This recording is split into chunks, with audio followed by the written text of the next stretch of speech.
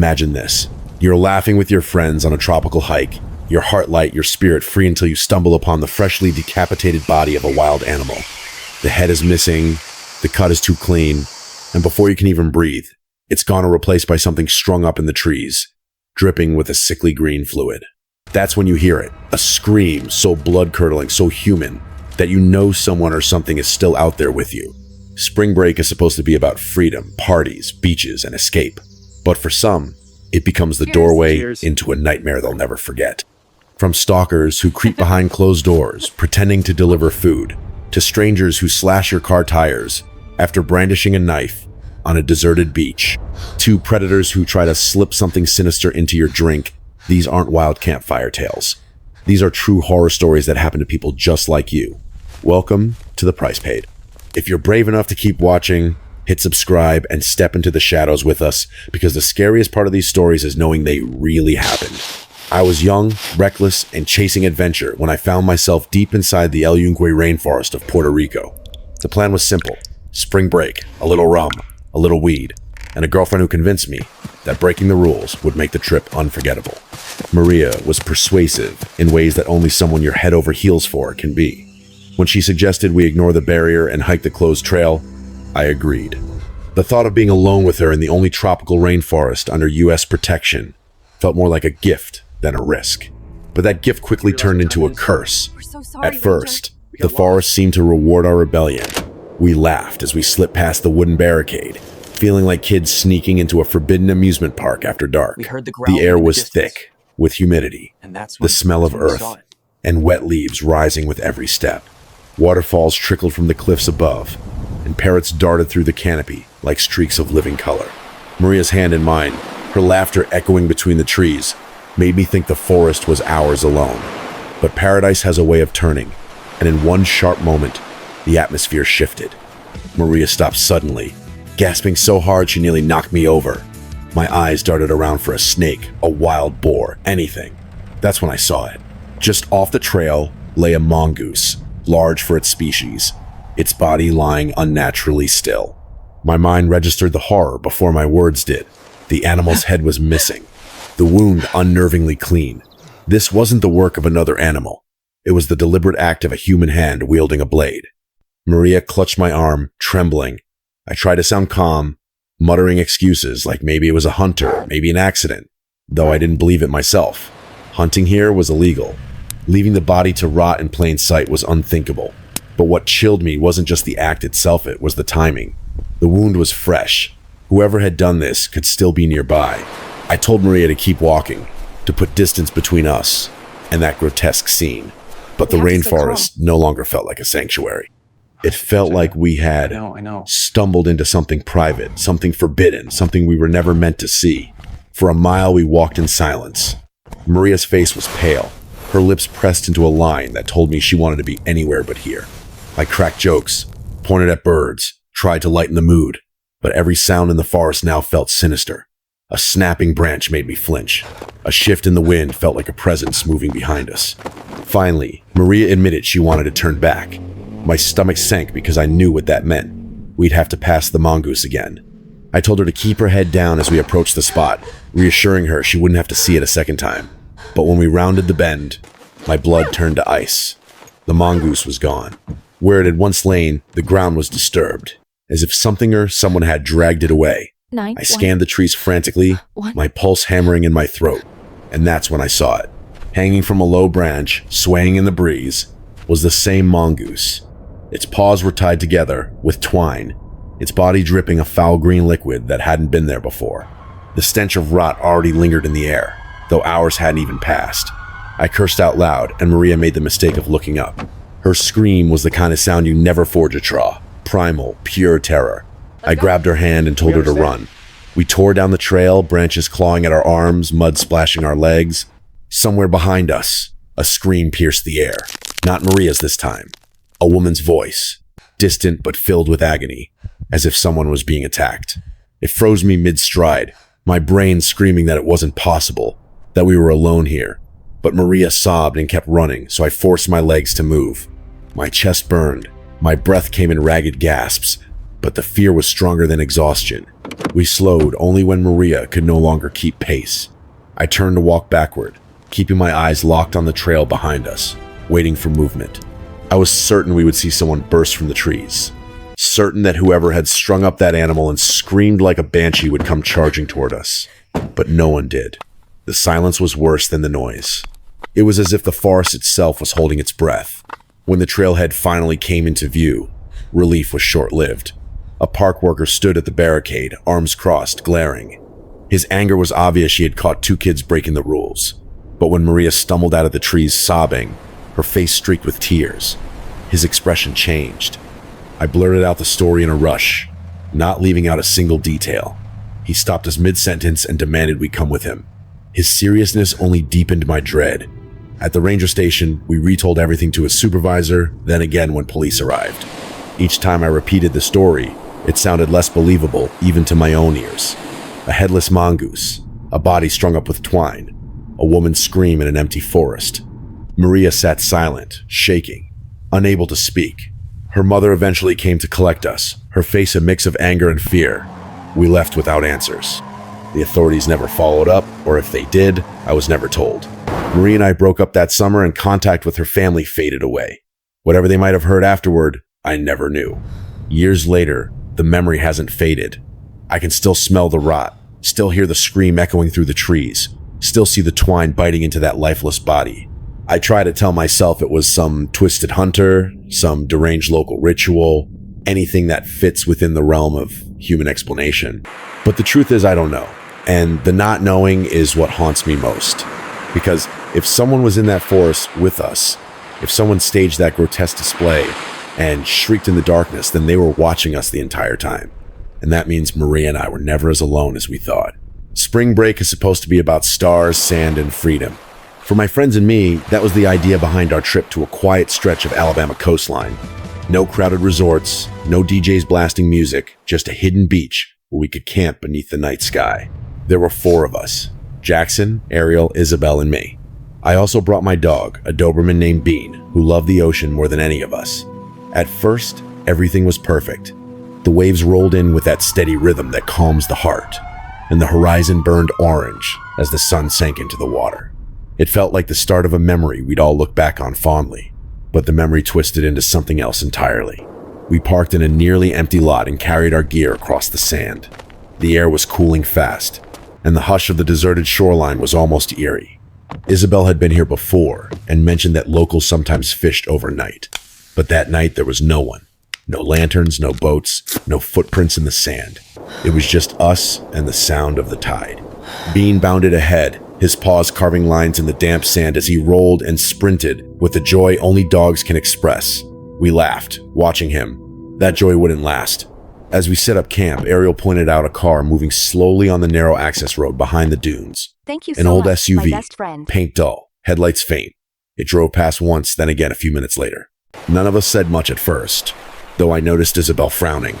Eventually the car disappeared, swallowed by the road's curve. Jackson cracked a joke about rednecks checking out tourists, and we tried to shake it off. We had tents to pitch and beers to crack open, but the feeling that someone was watching us lingered like a shadow behind every laugh.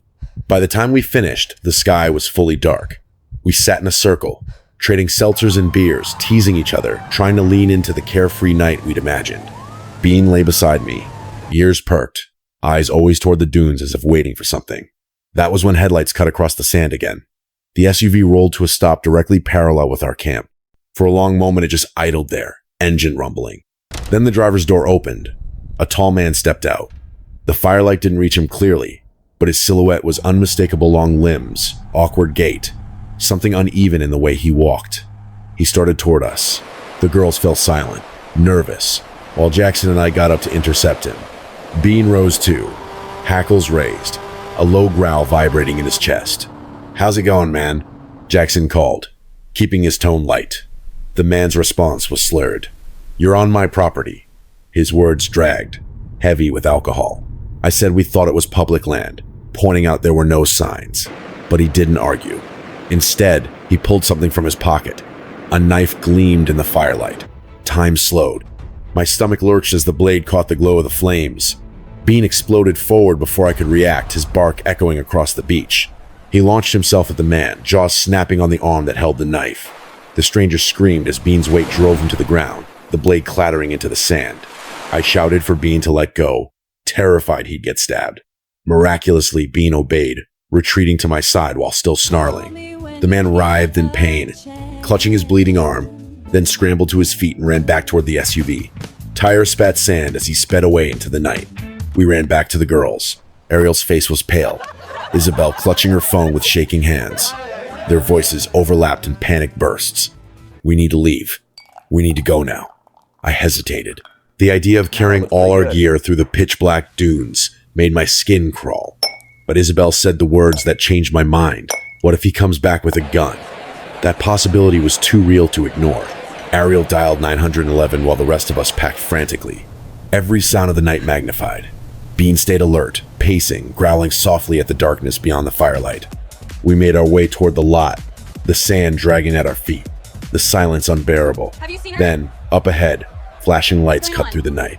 Relief nearly brought me to my knees. An officer stepped out, calm but alert. His eyes went straight to my car. "Your tires," he said. My heart plummeted. I rushed forward and saw them. 4 slashed tires, the rubber shredded into ribbons. The man hadn't just run away, he had circled back, preparing to trap us there. My blood ran cold, imagining what might have happened if we'd stayed on the beach. The officer drew his weapon, checked my trunk, and ensured we weren't in immediate danger. It was surreal, standing in that empty lot, adrenaline crashing as the reality settled in. We had been targeted, randomly perhaps, or maybe because our isolation made us easy prey. Either way, the night could have ended in tragedy. Ashley. Bean stood at my side, chest heaving, still growling low. I reached down to scratch behind his ears, whispering gratitude. Without him, that knife might have found one of us instead of lying harmlessly in the sand. The officer stayed until my spare was fitted, and we were able to leave safely. Even as we drove away, on the fragile rubber of the temporary tire, I couldn't shake the feeling that the man was still out there, watching, waiting. The beach that had seemed like a dreamscape now felt like a trap, an expanse of darkness hiding things we weren't meant to encounter. Spring break was supposed to be about freedom, but that night taught me something different. Seclusion is not safety. Sometimes the quietest places hold the loudest dangers. And sometimes the only thing standing between you and death is the loyalty of a dog who refuses to back down. Miami was supposed to be the glamorous escape my friend Michelle and I had been craving. We were 22, finally old enough to hit bars without worrying about fake IDs, and ready to taste what spring break in Florida was all about. We rented a small house in Wynwood, a trendy neighborhood about 20 minutes from the beach, and planned for 4 nights of bars, music, and sunshine. It felt like freedom. That illusion didn't last long. On our first full day, the beach was chaos crowds of students, music blaring, waves of energy pulsing like a never-ending party. Dozens of guys approached us, some clumsy, some aggressive, but we brushed them off easily. Then one stood out. His name was Will. He was handsome, polished, with an accent that made every word seem deliberate. He asked for my number with a smile so confident that against my better judgment, I gave it to him. Michelle noticed the attention he gave me more than her, and while she joked about it, I could sense the jealousy simmering. Later that night, I texted Will, and he suggested coming to our rental with his friend before heading out together. His friend Ken arrived with him carrying drinks. Both men were attractive, charming, seemingly normal. For a while, everything felt harmless. We sat in the backyard by the pool, music playing softly, drinks flowing. By the time we walked to a nearby bar together, Michelle and Ken had drifted off, leaving me with Will. He bought me another round, his eyes never leaving mine. I wanted to believe this was the kind of spring break story you tell, with a laugh years later. But my gut told me something different. At one point, I went to the bathroom. When I came back, I saw Will hovering strangely over 2 glasses at the bar. My drink was one of them. His shoulders hunched, his hand moving subtly near the rim of the glass.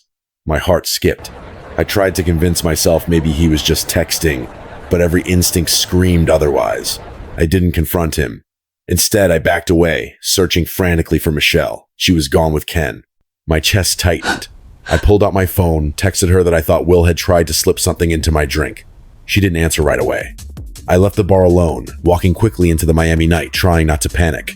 As I headed back to the rental, my phone buzzed. A message from Michelle's number. "Open the back door, hurry. He's coming. My stomach dropped. She wasn't picking up my calls, but texts kept coming. Please, open up. He's right behind me. I froze, staring at the locked door, fear flooding every inch of me. There was no peephole on the back door, no window to confirm who was outside. My instincts screamed it wasn't her. I rushed to the front door instead, pressed my eye to the peephole and saw him. Will. He was standing just out of direct sight, hiding in the shadows beside the doorframe. My legs nearly gave out. Every text, every urgent plea from Michelle's number had been him. He had her phone. He had been pretending to be her to trick me into unlocking the door. I'm here. I called 911, my voice trembling as I explained. While waiting, I checked again. He was gone. The silence was unbearable, broken only by the pounding of my heart. When the police arrived, I spilled everything in a flood of words. Minutes later, another patrol car pulled up. Inside was Michelle, crying uncontrollably, makeup smeared, her clothes damp. She was drunk, shaken, and carrying trauma I couldn't fully comprehend. The truth was worse than I had imagined. She'd been wandering lost for nearly an hour. Phone stolen, until someone helped her call for help. The messages I had been receiving were never hers. It was Ken or whoever he really was. They had thrown her phone into the pool behind our rental, thinking it would erase the evidence.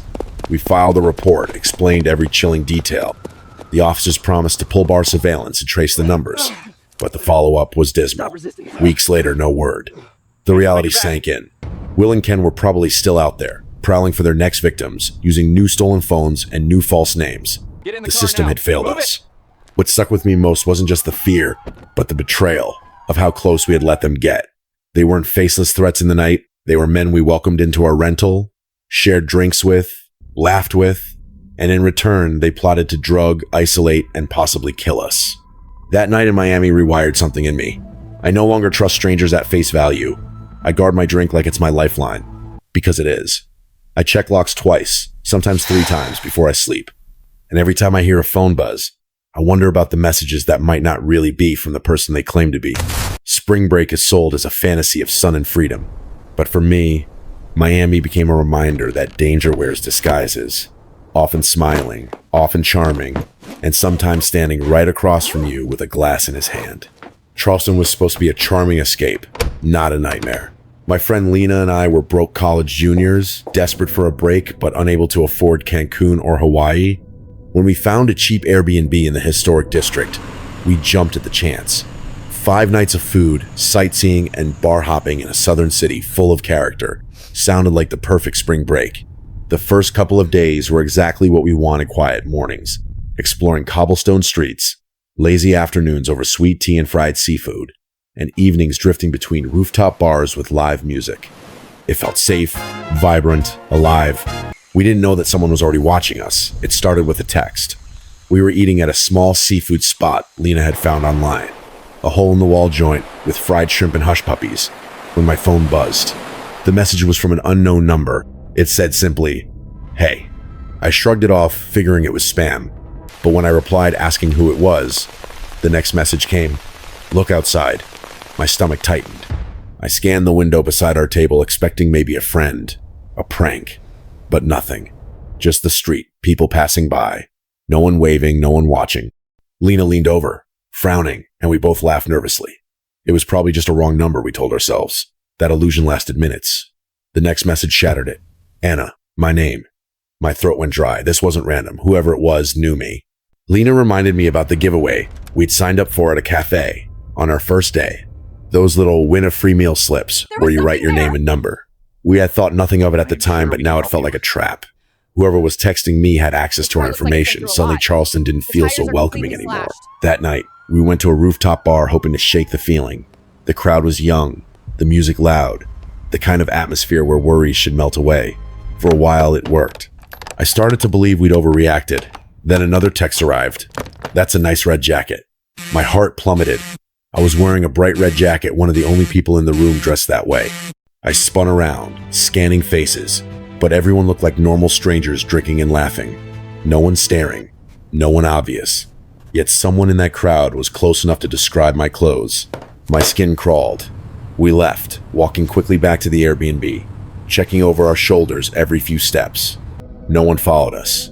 At least, not that we could see. Back inside, we locked every door and window, trying to convince ourselves it was over. But hours later, hunger crept in. We ordered Uber Eats, opting for contactless delivery like always. 50 minutes felt like forever.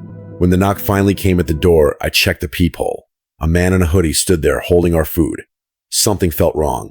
He didn't leave the bag and walk away like normal drivers. Instead, he knocked again, calling out, "Uber Eats for Anna." My name again. I shouted back thanks, told him he could leave it. He didn't move. Instead, he said I needed to come out and sign something. My stomach twisted. That wasn't how it worked. Lena pulled out her phone and silently dialed 911 while mouthing just in case. The man knocked harder, rattling the doorknob, his voice rising. "Come on, I have other deliveries." When I stayed silent, his tone shifted. He shouted my name, banging as if he might break the door down. Panic surged. I imagined him bursting in, overwhelming us before help could come. Then, through the walls, we heard sirens. Blue lights flashed outside. The man dropped the bag on the porch and bolted, his footsteps pounding against the pavement. We rushed to the window just in time to see two officers tackle him a few houses down, dragging him into cuffs as he thrashed. Relief washed over us in a dizzying wave, but fear lingered. The police confirmed what we already suspected. The man worked at that cafe. He had taken photos of the giveaway forms, choosing us as his targets. He'd been following us since that afternoon, texting, watching, waiting for the right moment. The Uber Eats driver had handed over the food, tricked by a story the man must have told. And if Lena hadn't called 911 when she did, we might have opened the door. The police also told us he had a violent record, which only deepened the horror of what might have happened if he had gotten inside. For the rest of the trip, we couldn't relax. Every knock on a door, every stranger on the street, every phone buzz sent us spiraling with fear. When it was finally time to leave Charleston, I felt nothing but relief. But the experience never left me. It taught me how fragile safety is, how easily trust in ordinary things like a text or food delivery can be weaponized. Spring break is supposed to be about laughter, escape, and discovery. For us, it became a game of survival orchestrated by someone who decided we were prey. And even now, years later, the memory of that pounding knock and the sound of my own name shouted through the door still makes my blood run cold. Spring break is marketed as a time of freedom, a chance to escape responsibilities and live in the moment. But these four stories reveal a darker truth. Danger thrives in moments of vulnerability, whether it's a hidden trail in a rainforest, a deserted beach at night, a crowded bar in Miami, or the quiet streets of Charleston. Horror doesn't announce itself, it waits for the right opportunity. In the Puerto Rican rainforest, breaking a simple rule turned into a brush with something unexplainable. The image of a decapitated animal strung up in the trees is not just grotesque, but symbolic, a warning that curiosity and rebellion can expose us to threats we are unprepared to face. Sometimes rules exist for a reason, and sometimes the danger isn't just the terrain, but the people who lurk within it. On the Alabama coast, the illusion of isolation became a trap. What was meant to be peace and quiet turned into an encounter with a stranger carrying a knife. The only reason the group survived unscathed was the loyalty of a dog willing to risk his life. That story reminds us that secluded does not mean safe. In fact, it often means the opposite. A location without witnesses is a location where predators feel emboldened. Miami's story carries one of the most important warnings. Never assume charm equals safety.